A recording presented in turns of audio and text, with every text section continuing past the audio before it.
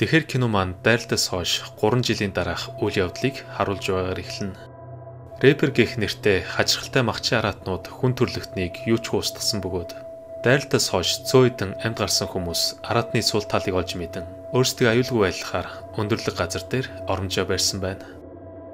Хүмүүсийн судалснаар эдгээр араатнууд нь далайн түвшнээс дээш 8000 фит өндөрт гарч чаддгүй тул амьд үлдгэсэд өөрсдөө зориулж аюулгүй бүс байгуулжээ. Нөгөө өдөр тэдний нэг болох Хантер гэх хүү дурангаар уулан дээр хүмүүсийг ажиглан туундалгүй түүнийг буцах замд ой дотроос гинт чимээ гарч өнөөх хараатан хүүгийн араас хөөсөөр яг барих гэтэл тэр амжиж аюулгүй бүсд орсноор араат нь бариулгүй амьд үлдэнэ.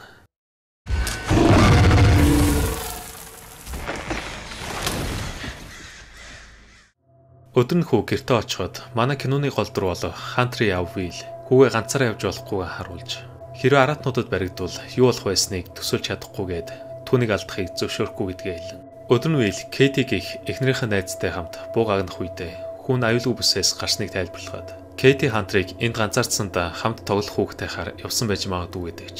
Вилли ярьж байгаагаар хүү ээжигээ одоо хүртэл амьд байгаа гэж итгэн түүнтэй уулзахаар ганцаараа явжээ. Ингээд хэсэг хугацааны дараа тэр хоёр гэртээ идэх хоол авчирна. Харин үеэр Виллийн хөрш Нинагийн хэрдэмтэн араатныг устгах сум бүтээгээр хуйглуу буудаж маш бат хөх гэдгийг олж мэдэх бөгөөд хүмүүс үнийг боломжгүй гэдэгч тэр араатнуудыг устгах арга замыг хайсаар байгаа юм. Орой болж харанхуй болоход амьд үлдгэсэд цуглан төлөвлөгөө ярилцах үеэр Кейти уулын орой дээр гарч ганцаараа санаа алдан сум. Шөнө дунд Виллиг унтах гэтэл гэнт хүүгийн амьсгалын төхөөрөмж дуурснаар тэр өрөөлөнгөө шүүл төрийн шинээр сольж өгөн бүх зүйл зүгээр гэж хүүгээ тайвшруулдаг. Түүний хүү Хантер төрөлхийн уушгины өвчтэй тул орой болгон амьсгалын төхөөрөмж зүүж унтахаас гадна агаар шүүгч нь ердөө хитгэн ширхэг үлдсэн учраас Хантер амьсгалж чадахгүй маш хэцүү байдалд ороход ойрхон байгаа юм. Шүүл төрн дуусч байгаа мэдсэн Вил хүүгээ аврахаар газрын зураг дээрээс хамгийн ойр байрлах эмнэлгийн байршлыг олж харан маргааш өглөө тэр хүүдээ ноо тарих, загас барих арга зааж. Өдөр нь Вил Хантрын төрсөн өдрийг тэмдэглэхээр барьсан загасаа бэслэг гомгоор солилцсон тэр хүүгийнхээ хамгийн дуртай хоолыг хийж өгөхөр болно. Хэдэн сарын өмнө Вилли ихтер нь өд болсон ч тэр хүүгээ сэтгэлээр унахыг гэсэндээ энэ талаар огт хэллгүй. Эхнэрээ амьд байгаа гэж түүнд итгүүлжээ. Төрсөн өдрийн дараа Кейти Вилтэй хамт пиав хуваачун өмнөх амьдралаа ярилцах үед Нина зэвсгээ туршин тэдний яриаг таслах ба. Тухайн шөнө модал хүүхэн амьсгалын төхөөрөмж дуурснаар шүүлтүрг болсон Вил сүүлчийн арга хэрэглэхээр хүүдээ унтуулах тариа тарьдаг. Хантрыг хэцүү байдалтайг харсан тэр эцэст нь эмнэлэг рүү явж шүүлтүр олж авчрахаар шийдэн Вил Нинатай уулзсан тусламж хэрэгтэй болсноо хэлгээд тэр хамт явахаас татгалзан араатнууд тэр хоёрыг хэдхэн секундын дотор барьж устгахыг сануулдагч. Вил хүүхийн төлөө амиа өгөхөд ч бэлэн байгаа тул хэрвээ түүнийг өсөхгүй бол ганцаараа чамаагүй үнийг хийн гэдгээ хэлнэ. Вилли ярьж байгаагаар Нина хэдэн сарын өмнө лаборатори руу очихоор түүний эхнэртэй хамт аюулгүй бүсээс гарч явсан ч тухайн илүүгээр түүний эхнэр Тара араатнуудаас зүгтж амжилгүй тэдэнд бариулжээ. Хэдий Вил Нинаг эхнэрийнхээ үхэлд буруутгаж байсан ч тэр хүүхийн төлөө өнгөрсөн үйл явдлыг мартахыг хичээн түүнээс тусламж гуйж байгаа нь ийм учиртай байлаа. Ингээд Вилли гарсны дараа Нина луужинга заасч эхэлдэг. Гэтэл яг энэ үед түүний толгойд Тарагийн араатанд бариулж буй өмнөх үйл явдал бодогдсон. Тэр найзынхаа үхэлд өөрийгөө буруутгаж ирсэн тул хэсэг бодсны эцэст Вил туслахаар хамж явах болно. Шөнө дунд Вил өвчтөй хүүгээ дэлгүүрийн эмэгтэйд түр харуулахаар үлдээх бөгөөд маргааш өглөө түүний зэвсэг худалдаж явах үед Кейти олж ирэн тэр Таратай адил юу ч хэлэхгүй явах гэж байгаад нь дургуйсан. Араатнуудаас хариу авах цаг нь болсон гэд тэр хоёртой нэгддэг. Харин түүнийг хамт явах гэхэд Нина уулнаас доошлох тусам араатнууд тэдний бодож байгаас тэм ч амар өхгүй гэдгийг сануулсан. Тэд хүмүүсийг хормын дотор барьж хэдэн хэсэг болон хуваадаг гэдгийг хэлж. Хэрвээ араатнуудтай нүр тулвал биелүүн биш зөвхөн толгоороо буудах ёстойг түүнд тайлбарлана. Удалгүй Вил явахаас өмнө хүүтэйгээ уулзсан 5 хоногийн дараа буцаж ирэхээ амладаг. Өдөр нь аялал эхлэхэд тэд газрын зураг дээрх замаар уулнаас буух ба. Гэтэл тун удалгүй Нина Кейти хоёр түүний үгэнд орлогүй муудалцснаар Вил Нинагийн хандлага дургуйсан архийн цохиж унгаахан тэр. Тэд ойгоор явах замдаа араатнуудаа тулдсан цэргүүдийн машиныг холоос олж харан.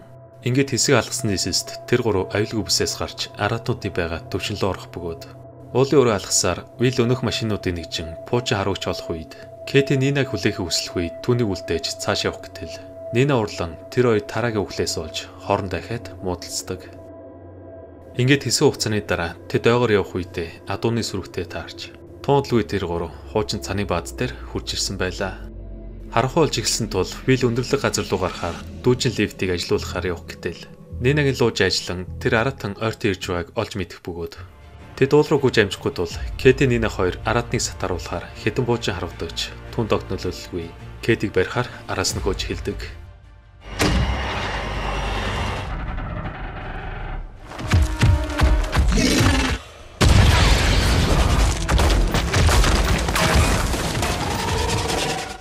Энэ хооронд Вил моторыг асан лифтийг ажилуулан Нинатай хамт дээш явах үеэр Кэти шатаар авирч амжид доош үсрэн Вил түүнийг барьж авдагч аратан цахилгааны утсыг татаж тэднийг доош унгаж орхино.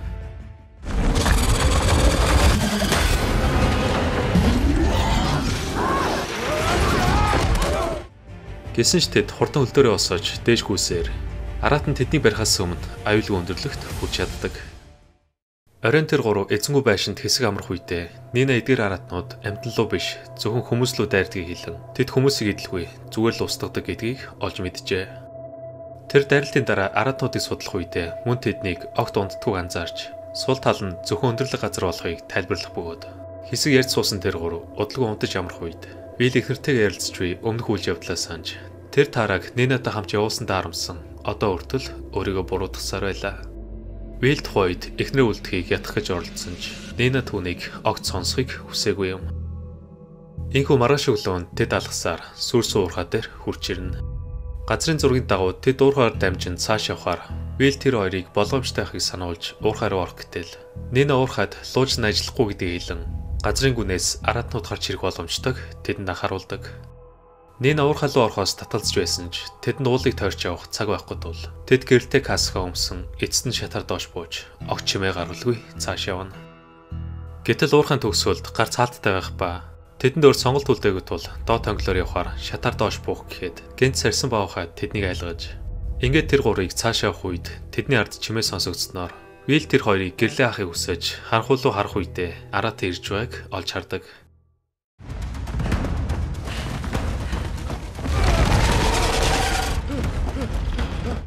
Вил аратан руу бууддагч огт нөлөөлөхгүй араас нь хөөсөөр тэр гурав арай гэж нарийнхан нүглөө орон гэрлээ унтраач огт чимээ гаргалгүй амьсгаагаа түгжин тэд аратныг явахыг хүлээдэгч тэмдрүүлэнд тэдэн рүү ойртсноор Вил гал тохио асааж анхаарлын өөр зүг сатааруулан жижиг нүхээр мөлхөн цааш зүгт харуулна.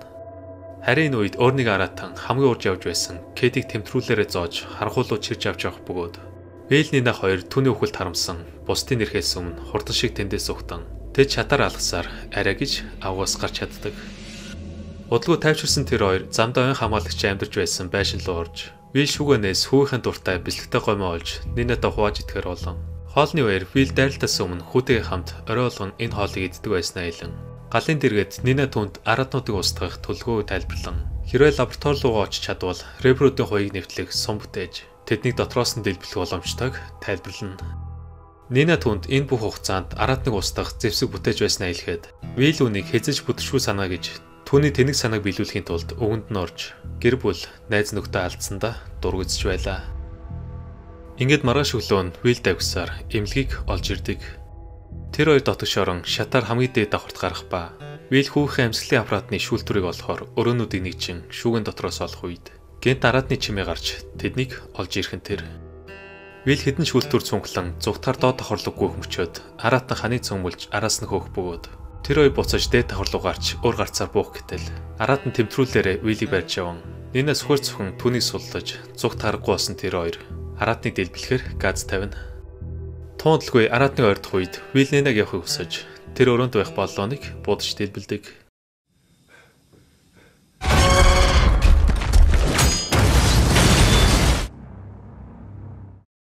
Төлгөөний дагуу аратан дэлбэлтэн дуртаж тэд бусдын нэрхээс өмнө эмнэлгээс гарах гэхэд Нина аратныг устгахаар Вилээс тусламж гуйснаар тэр хоёр машинаар төв лаборатори руу очин Нина өнөх сумаараа аратны уяыг нэвлэх гэж оролдох хооронд Вил эргэн тойрны ажиглах үедээ Нинагийн байсан өрөөнөөс гэр бүлийнхэн зургийг олж түнд харуулгаад тэр гэр бүл нь дайралтын улмаас аратнуудад бариулсан гэж энэ үйл явдал өөрт маш хүнээр тусныг хэлэн уйлж эхэлнэ.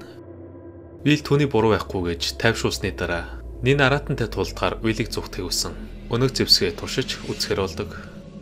Гэтэл яг энэ үед луужин ажиллан араатай ойртож байгааг мэдгдснээр Нина хажууд нь байх цэнэг хураагуурыг задалж, Кобалтыг сумны хошуунд шатааж араатныг устгах хооронд Вил зүгтэх цамд анхолдож ухаалдан удалгүй түүнийг ухаарахад өнөөх араатнууд араас нь ирж байлаа. Тэр өндөрлөг газар руу гарахаар уулын оройлог үүдгч араатнуудад бүслэгдэх ба. Вил тэдэн лүү галлан сум дуусч бууж өгтөө бэлдэх үед азар Нина амжиж ирэн тусгай сумаараа тэднийг дэлбэлж устгадаг.